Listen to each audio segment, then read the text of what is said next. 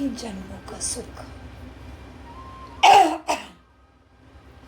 21 जन्मों का सुख कैसे मिलेगा?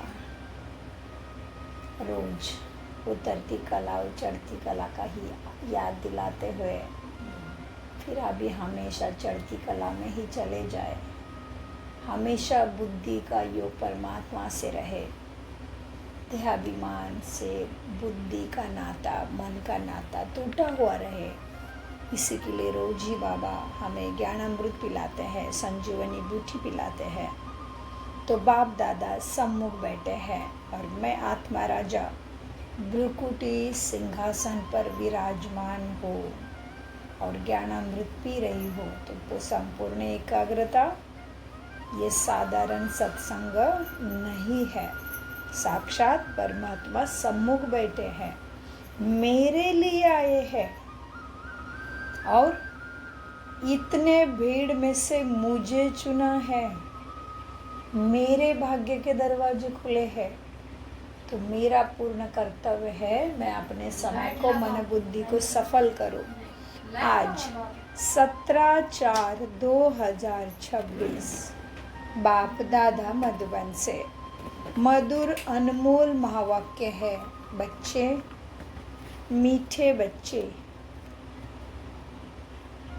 हाँ जी बाबा, वो निर्मित करो, एक्चुअल रियल फील करो कि भगवान मेरे सामने बैठा है। मैं शरीर के अंदर न दिखने वाली आत्मा भी उसके सामने बैठी है। तो मीठे बच्चे ही आते ही स्वीकार करो, हाँ जी बाबा आप हमारे सम्मुख, हम आपके सम्मुख। मीठे बच्चे, हाँ जी बाबा। पावन बनो तो रूहानी सेवा के लायक बनेंगे। देही अभिमानी बच्चे रूहानी यात्रा पर रहेंगे और दूसरे को भी यही यात्रा कराएंगे। प्रश्न, संगम पर तुम बच्चों जो राजाई, संगम पर तुम बच्चों जो कमाई करते हो ना, यही सच्ची कमाई है, लेकिन कैसे? उत्तर, अभी की जो कमाई है वो 21 जन्म तक चलती है। इसको कभी भी दिवाला नहीं निकलता। ज्ञान सुनना और सुनाना, याद करना और कराना, यही सच्ची सच्ची कमाई है जो सच्चा सच्चा बाप ही तुम्हें सिखलाता है कि ये सच्ची कमाई कैसे करनी है। ऐसे कमाई सारे कल्प में कोई भी कर नहीं सके। दूसरी कोई भी कमाई तुम्हारे साथ नहीं चलती है। गीत चला है, हमें उन राहों पर चलना है। गिरे तो भी संभलना है, फिर चलना है, लेकिन हार नहीं माननी है। राज को समझते हुए कोई भी परिस्थिति में नाराज नहीं होना है। ओम शांति। भक्ति मार्ग में तो बच्चों ने बहुत ठोकरें खाई है। भक्ति मार्ग में बहुत ही भावना से यात्रा करने जाते हैं, रामायण आदि सुनते हैं, ऐसे प्रेम से बैठ कहानियाँ सुनते हैं जो रोना भी आ जाता है, इतनी भावना लग जाती है। हमारे भगवान की सीता भगवती को रावण डाकू ले गया। कौन कह रहा है? बाबा कह रहे हैं। हमारी भगवान की सीता भगवती को रावण डाकू ले गया। फिर सुनने समय बैठ रोते हैं। यह सब है दंत कथाएं भक्ति की, जिससे कुछ भी फायदा नहीं हुआ। पुकारते भी है मुझे, क्या करके भगवान को पुकारा? पतित पावन आओ, आकर हम दुखी आत्माओं को सुखी बनाओ। यह नहीं समझते कि आत्मा दुखी होती है क्योंकि वह तो आत्मा को निर्लेप कह देते हैं। समझते हैं आत्मा सुख दुख से न्यारी है। यह क्यों कहते हैं? क्योंकि समझते हैं परमात्मा सुख दुख से न्यारा है। तो बच्चे फिर सुख और दुख में कैसे आएंगे? इन सब बातों को अब तुम बच्चों ने समझा है।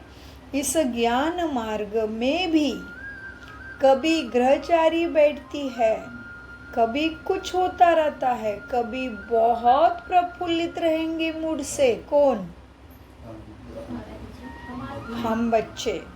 कभी बहुत प्रफुल्लित रहते हैं, कभी मुरझाया हुआ चेहरा रहता है। यह होती है माया से लड़ाई। माया पर ही जीत पानी है। जब बेहोश होते हैं ना, तब संजीवनी बूटी दी जाती है। कौन सी? मन मना भव। भक्ति मार्ग में चाह चाट बहुत है। देवताओं की मूर्तियों की कितना श्रृंगार करते हैं। सच्चे जेवर पत्थर के मूर्ति को पहनाते हैं। यह जेवर तो ठाकुरों की प्रॉपर्टी हुई। ठाकुरों की प्रॉपर्टी सो तुम पुजारी व ट्रस्टी की ही हो जाती है। अभी नकली गहने, नकली मूर्ति पत्थर की, लेकिन गहने तो असली पहनाते हैं। तो वो फिर किसके पास जाता है? वो ठाकुर की प्रॉपर्टी सो पुजारी और ट्रस्टी की हो जाती है। ठाकुर माना देवी देवताओं की मूर्तियाँ। तुम बच्चे जानते हो, क्या जाना हमने? कि हम चैतन्य में बहुत हीरे जवाहरातों से सजे हुए थे। फिर जब पुजारी बनते हैं तो बहुत जेवर पहनते हैं। अब कुछ भी नहीं है। चैतन्य रूप में भी पहने, फिर जड़ रूप में भी पहने। अब तो नो जेवर। क्यों? बिल्कुल वैराग्य व्रत।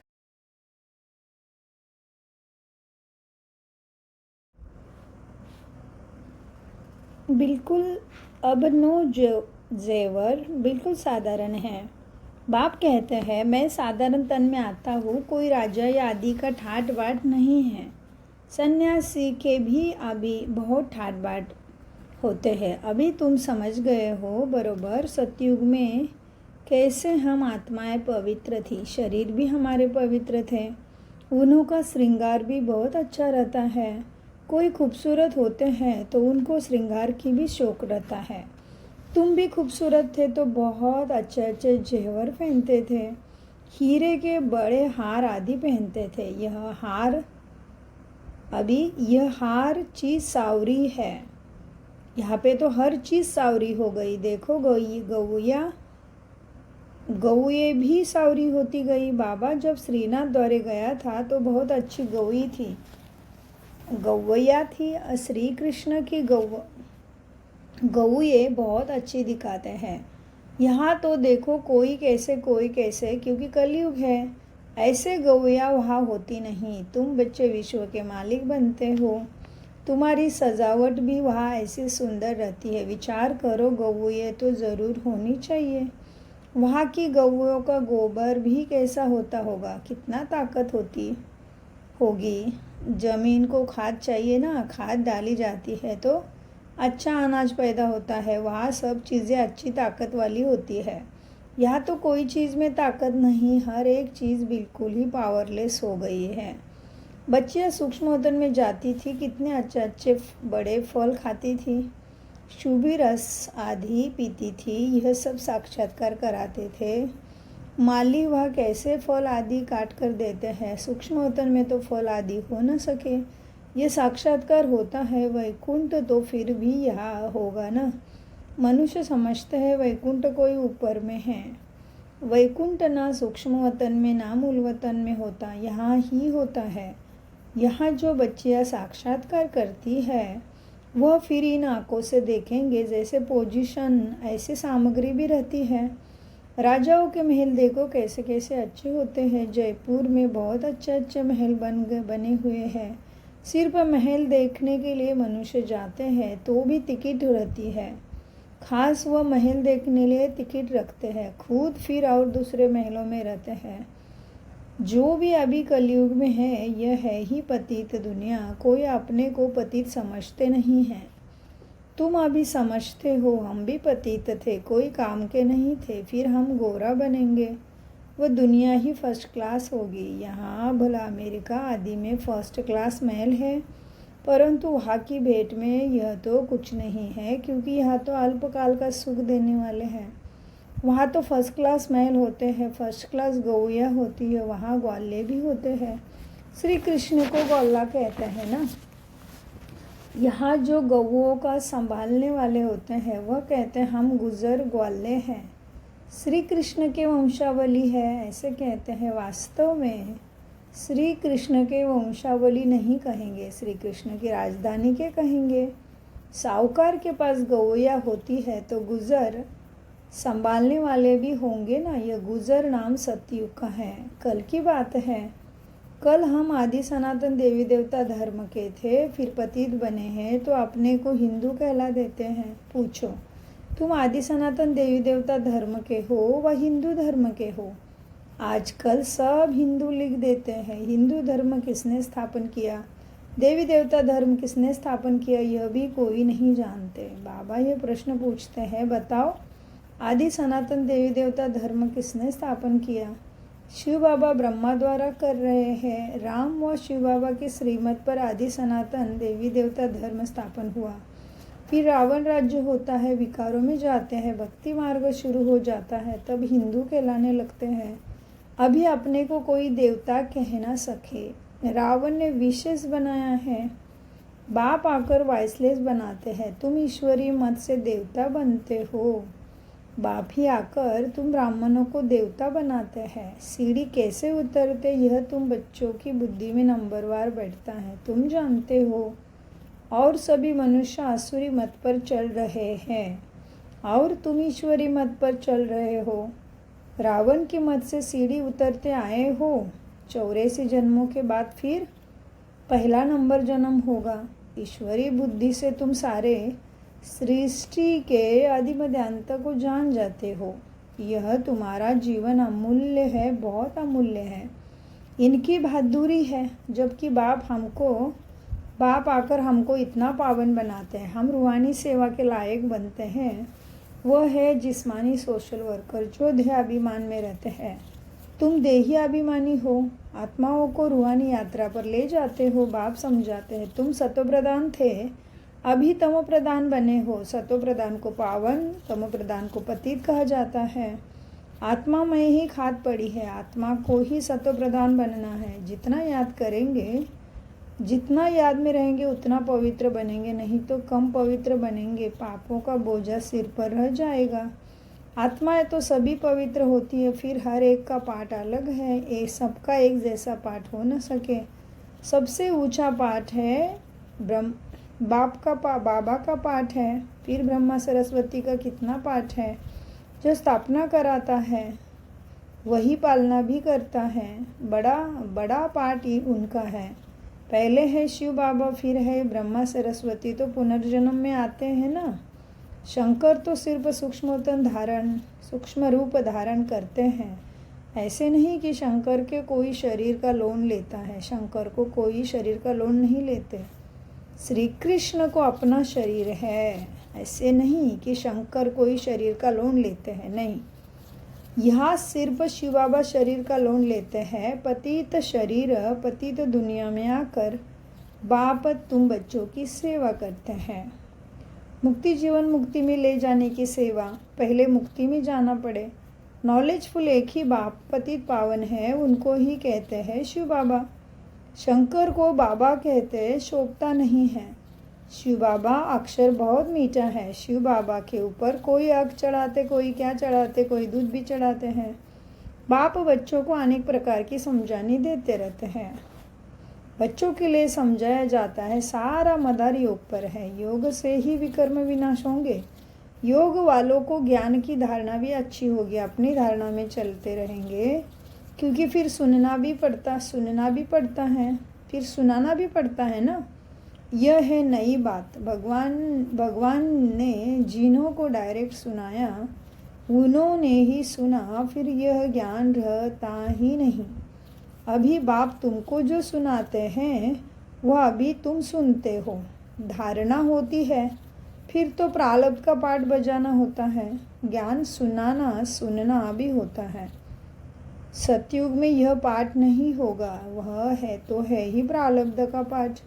मनुष्य बैरिस्टरी पढ़ते हैं, फिर बैरिस्टरी बन कमाते हैं, यह कितनी बड़ी कमाई है।